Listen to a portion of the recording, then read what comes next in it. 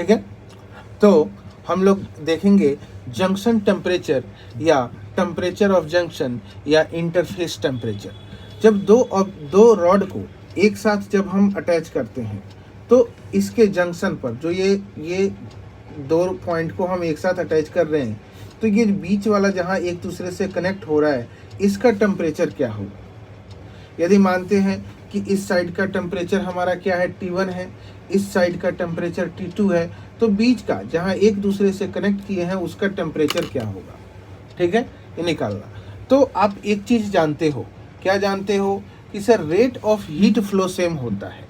मतलब कि T1 से T0 जो कि जंक्शन का टेम्परेचर है, यहाँ से यहाँ का जो हीट फ्लो होगा, रेट ऑफ हीट फ्लो होगा, वही दूसरे रॉड में T0 से T2 तक का हीट फ्लो होगा। यदि टेम्परेचर के बारे में मैं बताऊं तो सबसे ज़्यादा टेम्परेचर होगा T1 का, उसके बाद से T0 का, और उसके बाद से थर्ड एंड का टेम्परेचर होगा। तो क्या मैं लिख सकता हूँ dQ/dt for rod 1 is equal to dQ/dt of rod 2? लिख सकता हूँ। रॉड 1 को मैं ऐसे भी लिख सकता हूँ कि T2 minus T0 upon thermal resistance इस रॉड का अलग से R1 is equal to T0 minus T2 division में, इधर का क्या है T1 है ना, तो ये T0 माइनस T1 डिवीजन में R2। ये रॉड जब जोड़ा गया है तो एक दूसरे के सीरीज में जोड़ा गया है। ऐसे जोड़ना सीरीज होता है, और रॉड को इस तरीके से अटैच कर दिया जाए तो इसे हम क्या बोल देते हैं, parallel combination of rod. Series combination में क्रॉस सेक्शन एरिया क्या होता है, सेम होता है, लेंथ अलग अलग होती है।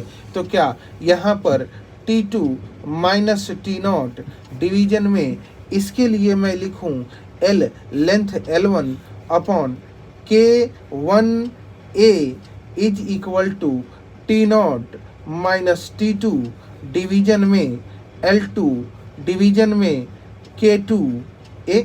बोलिए हाँ या ना। ऊपर गया तो T2 माइनस T0 K1A से कट गया है upon L1 is equal to T0 minus T2, ऊपर क्या हो गया K2 डिवीजन में L2। बोलिए हाँ या ना। बस इसी इक्वेशन को सॉल्व करेंगे और हमारे पास क्या निकल जाएगा, T0 निकल जाएगा। और यही T0 हमारा क्या हो जाएगा, जंक्शन टेम्परेचर और इंटरफेस टेम्परेचर। Thank you.